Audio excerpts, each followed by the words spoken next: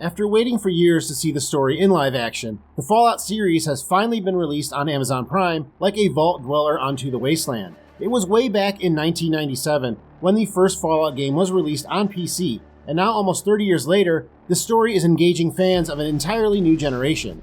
Created for the screen by executive producer Jonathan Nolan and showrunner Geneva Robinson Duarte, two of the people behind the popular sci-fi series Westworld, Fallout introduces new viewers to this vast and complex universe while also acting as a love letter to longtime fans of the game franchise. But do you have to be a fan of the games to enjoy the live-action series? And does this series do enough to expand on the lore of the games? Hey everyone, my name is Eric and welcome to What Did I Miss? Where today I'll be discussing the new Fallout series on Amazon and letting you know if it is worth watching whether you are a fan of the games or not. Like I do with most of my reviews, I will start out without going into spoilers, and then before I do begin talking about spoilers, I will let you know. Time codes will be in the description if you want to check them out. But before I get into it, I just want to thank you for clicking on this video and ask that if you do enjoy it, to smash that like button to help support my channel. Just a small disclaimer, I am a hardcore fan of the Fallout games and have spent at least a year of my life playing them. But I am going to try to construct this review from the point of view of a critic and not a fan, so that I can look at the series from the perspective of the average viewer. So first, let's go into non-spoilers. And the first question I asked myself is, would I like this series if I was not a diehard fan of the Fallout games? And I would say yes. I think the third act really saves the first season. The season starts out a little bit slow. I think the first two episodes are really setting up a lot about not just the characters, but the world that they live in. And honestly, I think it's a lot like Westworld. I just mentioned that two of the people involved in Westworld are also involved in this series. And if you remember in that series, I think every season started out kind of slow. And then by the third act, it really blew your mind. And I think that this series is kind of like that. The last two episodes are really good. I think the story goes to interesting places that both tie into events that occurred in the games, but are also fresh and exciting. It's not just stuff that fans of the games will recognize and say, oh, I've seen that before, or oh, they mentioned that person. They do cool stuff with it. And even if you don't really understand the games, everything is just so weird that you're like, oh my God, what is that? What is that monster? Why are all these weird things happening? So that keeps you enthralled in what's going on, and it keeps you watching, and it doesn't bore you and make you want to check your phone. And even though I was ragging on the first two acts, I think the first two acts are good. But because the show has to set up this universe along with its three major characters, you start to feel like you're getting pulled in a lot of different directions. A lot of people talk about the series The Last of Us, and they say it's a great adaptation of a video game. But The Last of Us really only diverges from a certain point in the future and presents an apocalypse, kind of like what The Walking Dead does. The Fallout series not only has to set up an apocalypse, we're also 200 years in the future from that apocalypse, and it also is a divergent past. So if you're not familiar with the Fallout games, this universe really diverges from the Second World War. And that's why a lot of things look like they're from the 50s and 60s, just because everything kind of changed from the Second World War. If you want to know more about the past of Fallout, I do have videos about that, and I'll link those in the description below if you want to check those out. But for a new show, they have to set this up because they can't just assume that everybody understands the Fallout games. So they have to set up these characters and this universe. And I think, especially with the cuts to the different characters, sometimes it's a little jarring. And I hope that doesn't make a lot of people stop watching after the first episode or two, because I really think it does really pay off. And if you're not a fan of the games, I think you'll still feel that.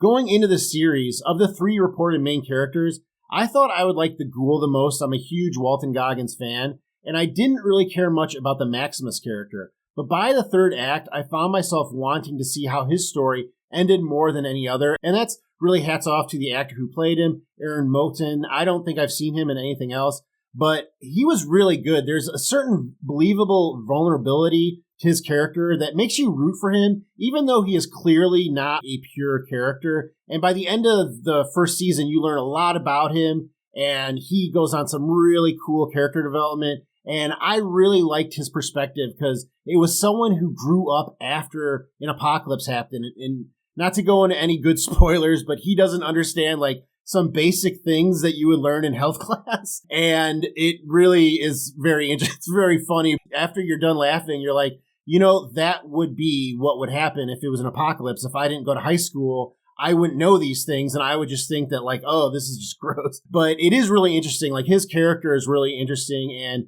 nothing against Ella Purnell. I think she does a fine job as Lucy. It was interesting to see her character development and what she and Maximus go through. She starts out as like, very optimistic, living in a vault, and she definitely goes through probably the most character development of any of the three characters. And she is more or less the type of character that you would expect to follow, like when you create a new game in any of the Fallout games. And I think she did a really good job. I've seen her in other stuff.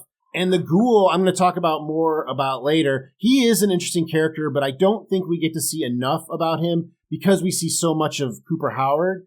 So really, it's Aaron Moten as Maximus, I think, that kind of steals the show in the first season. And I really liked following his character. Of the three main actors that I mentioned, Walton Goggins really plays two characters. I hope that he got 2 paychecks for Fallout because he really is playing two completely different characters. He plays Cooper Howard, who you see his point of view from before the bombs drop, and then the Ghoul from the current time that's over 200 years after the bombs drop. And because of that, I would have liked to see more of the Ghoul. I did like to see the backstory of Cooper Howard, but I'm going to discuss that specifically a little bit later. The Ghoul is very much like an Old West style character, and he reminded me of Clint Eastwood's character from The Unforgiven. So in many ways, less is more with these types of characters, if you know what I mean. I get it, like that's the Old West kind of bounty hunter kind of thing, but knowing what kind of actor that Walton Goggins is, I want to see more of that.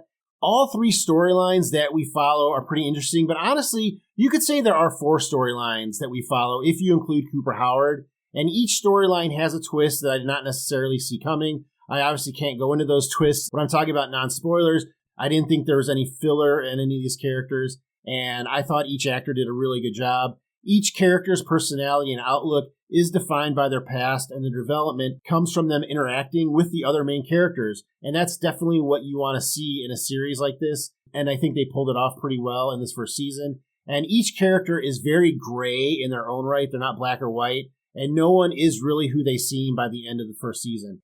All in all, I think that this is a good series that is worth watching. It is different enough from shows like The Walking Dead and The Last of Us that if you enjoyed those types of shows, you would enjoy this one without it feeling like a copy. I also think the humor is pretty good and weird. So for an end of the world type show, the story isn't so heavy that you end each episode with tears in your eyes. The Last of Us at times can be very hard to watch, and I don't think that you get that in this series, but it does feel like there are consequences, but it also doesn't depress you to the point of where you're just like, oh my God, I feel so much worse after watching this series. I think it still sticks with you, but not in a way that is, really harmful for your psyche, I guess, because there are enough moments of levity that you're like, this is just a silly series and I shouldn't really take it that seriously, but it does still feel like the consequences matter. So all in all, I do think it is a good series that is worth watching, and I hope that you will take the time to watch it on Amazon. Okay, so that is my non-spoiler review, and now I will get into spoilers. So if you have not seen the series yet, don't listen any further. Just leave a like before you go. And after you have watched the series, come back and let me know what you thought. So now getting into spoilers. The first thing I have to say is that it is the most faithful adaptation of anything that I have ever seen. I was actually going to do an Easter egg video for this series before I watched it, but after watching it, I thought it would be easier for me to point out the things that weren't from the game than are, because it's just crazy how down to the light fixtures, every prop from the series seems to have been built from scratch by a fan of these games, and it was just really impressive. I'm sure they kept a lot of it for season 2. It took a lot to create all this stuff and to make this world. Like I mentioned about The Last of Us, they just had to create an apocalypse. In this series, they had to create everything, and I know, especially in the beginning of the series, there's a lot of green screen, and some of the CGI doesn't look great, but if you really just think about how much they had to create, from, just everything from the Red Rocket Station down to, the food they were eating, to the stim packs, to the weapons, to the armor. Everything looked like it was not just built from the games, but built by someone who appreciated the games and who wanted it to be faithful. And I hate it when somebody takes a property and they just attach like what they think is a good story to it, and they slap the name on and say, oh, this is Star Trek or this is Star Wars, and we're just doing this story. This really felt like the next game in the Fallout series. And I think hats off to the producers and the creators of this series. I think the time that they put into it really showed through. The one Easter egg that I really wanted in this season that I didn't get was there was no Ron Perlman. I really wanted to see Ron Perlman in some kind of part. I mean, there are a lot of cameos in this first season, so I really was hoping to see Ron Perlman. He has done a lot of voice work in the Fallout games. He was the one with the famous epilogue that was talking about war never changes. That also was spoken in the series, which I thought was really cool. But I wanted to see Ron Perlman. Hopefully they get him for season 2, hopefully for a major part. That would be really cool. But I definitely want to see Ron Perlman on this series. That's the only thing from the games that I was really looking forward to like seeing or hearing that I didn't get. Besides having some great callbacks to the games, the series also expanded on the lore. You know, we learned more about what happened before the bombs dropped in this series than in any one game. This really helps the show because even if you have never played a Fallout game before watching, you will now know as much or more about Fallout than anyone who had played a game after watching the series. Because when we follow Cooper Howard and learn about what happened with Vault-Tec before the bombs dropped, that is literally more than we have known in the Fallout games. One of the cool things about the Fallout games is that we don't know what happened because there is no internet anymore and there's barely any records. Everything is secondhand or somebody's story or something like that. So nobody really knows what happened and why the world fell apart. And from this series, we're learning that. They're really expanding on the lore of Fallout. And I really, really dug that. I thought that was a really smart thing to do in the first season. And I'm sure a lot of fans like me enjoyed it. We even got to see the origin of the Pip-Boy logo. It looks like Cooper Howard was the inspiration for the Pip-Boy logo, that thumbs up. And again, it expands on the lore of the original games. We never knew where that came from before. It's all over the games. And this is why the backstory for Cooper Howard was so interesting. And it's probably why we did not see as much of the Ghoul in the first season. And maybe in the second season, we won't spend as much time with Cooper Howard in the past, and we'll see more of the Ghoul. And while we did see a lot of Fallout in this first season, there is still plenty of lore that we have yet to see. I mean, both Super Mutants and Deathclaws were teased but not shown in the first season, so I am guessing that we will see them in Season 2. The Enclave was also briefly seen, and I'm guessing that they will be a bigger issue for the Brotherhood of Steel in the near future. So even though they did bring us into this world of Fallout, and we saw the NCR, we saw the Brotherhood of Steel, we saw all these things, there's still a lot out there that we haven't even touched on, and they could touch on in the near seasons, and it looks like they're going to do that. So I'm really looking forward to that too. And then one kind of random thing that I liked, I dug the Justified villain cameos in the first couple episodes. I don't know if you guys noticed this, but the series Justified, I mentioned that's where Walton Goggins played Boyd Crowder. It's probably his most famous role. 2 actors from that series appeared in like the first 2 episodes. Mykelti Williamson was the guy who got the Ghoul out of the ground. That I guess that character was named Honcho. He played a character named Limehouse on the series Justified. And then Michael Rappaport played Knight Titus. He was Daryl Crow from, I think, the 4th or 5th season of Justified. So both of them were on the series Justified with Walton Goggins. I wonder if that's why they got those parts in this series. But I just thought that was kind of random. I thought we were going to keep seeing actors from Justified throughout each episode of Fallout, which would have been pretty cool. But I guess I just stopped with those 2, or maybe I didn't recognize any other ones. I just, as a fan of, Walton Goggins and Justified, I thought that was pretty cool.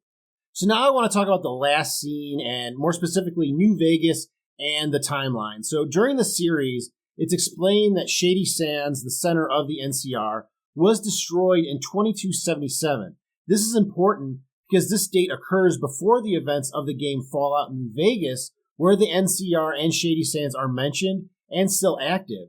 At the end of the first season, we see Hank McLean looking out over what looks like a destroyed Las Vegas to me. I don't know if this is supposed to be New Vegas as we saw it, but to me, it looked worse off. Like it had been attacked and there were no lights on or anything. So to me, I think this place was attacked like Shady Sands. It just wasn't destroyed like with a nuclear bomb with a crater in the earth.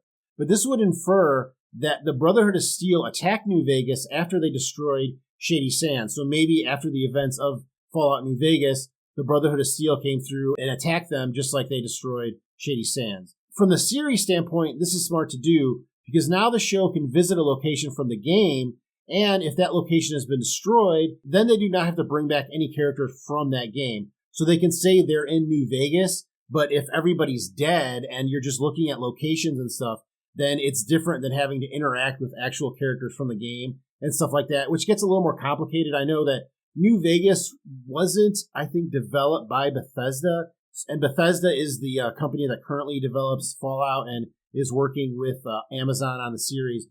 And I was also thinking that since Hank is the reason that Shady Sands was targeted and destroyed, it is probable that he could be responsible for the destruction of New Vegas as well.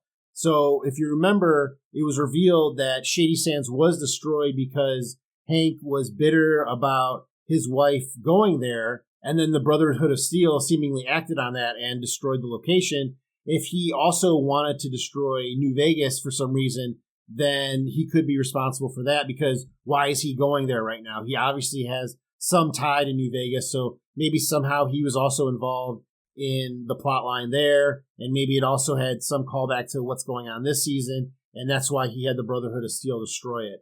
This also could set up Kyle MacLachlan as the villain next season. I really liked him in this series. I think he was only really in 3 episodes, but I really like him. I think he's a great actor. He really knows how to play a gray style character very well. So I am looking forward to seeing him again next season. And now all 3 characters really have a reason to find him. Obviously, he is Lucy's father. The Ghoul wants to find him because he wants to learn about his family. And now Maximus is, I guess he's the head of the Brotherhood of Steel, or he's definitely somebody who will be giving orders. And he wants to go after him for, the power that the Brotherhood of Steel is looking for. So really interesting way to set up next season. I'm very much looking forward to it. Well, that was everything that I saw, but let me know in the comments if I missed anything. Also, I would love to hear what you thought of the series, so please let me know if you are a fan of the games too or not. I'm really interested to find out what people thought of this series that are not fans of the games, because I think that if you are a fan of the games, then the series is pretty hard not to like. Thank you very much for clicking on this video. Please leave a like if you enjoyed it, and I will see you next time on What Did I Miss?